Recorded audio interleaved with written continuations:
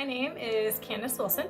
I am the Surrogacy Department Director here at Extraordinary Conceptions. I'm going to go into the surrogacy process and what you can expect for the U.S. Standard Program. If you don't have a clinic, we can absolutely refer you to one. We have established great relationships with clinics all over the states. It's who we're going to look for your surrogate requirements, and the next step would be choosing the surrogate. Most clinics follow ASRM guidelines, as do we when we are accepting surrogates into our program. We do know that some clinics can be a little more strict, so we are going to do whatever we can with the clinic requirements and finding you a surrogate. Once you found that surrogate, we will be sending over her medical records to your clinic to review. We like to do this before you have a face-to-face meeting with her. We don't want that relationship to already be building when your clinic might not approve her medical records. Once the clinic does give us approval on her medical record, she's like conditionally approved to proceed, that's when we're gonna go ahead and schedule a call, Skype call, face-to-face meeting with you and the gestational carrier. We're gonna try to see if this is the match for them, or if you're the intended parents for them, and vice versa. Once that Skype call is done, we'll move on to the medical screening. You have your clinic, you have your surrogate. All parties have decided to proceed. So now your clinic is going to schedule the medical screening. They'll take her cycle and their availability, and they'll get her into screen. This usually, depending on people's schedules and the IVF clinic's availability, can take a couple weeks. Once she gets in there, medical screening is done, and we get medical clearance from your IVF clinic. So now we get to start with the legal process. All the documents are in a row. We have everyone's agreement on, termination stances. We have all the information we need now to begin legal. We send over the legal referral.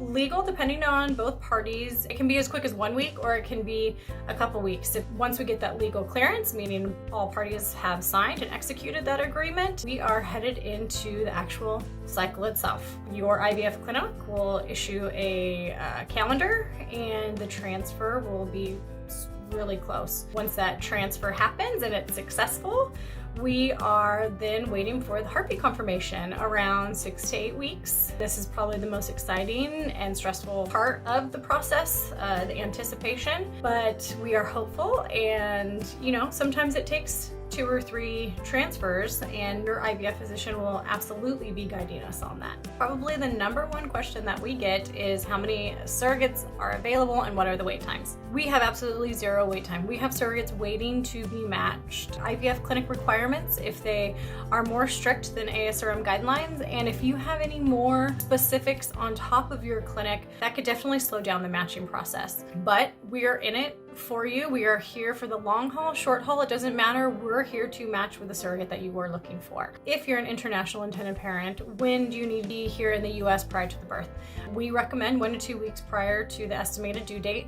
Of course, if something happens and she delivers a little early, you do need to be here as soon as possible. I would say within 24, 48 hours. After the delivery, we recommend 4 to 8 weeks to wait for birth certificate, passport, the travel documents that you're going to need to travel back home. It is also always recommended that you are in contact with an attorney in the country that you're going to be going home to. Third frequently asked question we get a lot is about twins. Implanting 2 embryos and having 2 babies out of one process is really appealing, but what does change and what you should definitely take into account are the medical bills. A twin pregnancy is most likely going to be already considered high-risk pregnancy. Preterm labor can be a result of that. If the babies are born early, then they're going to be placed in the NICU.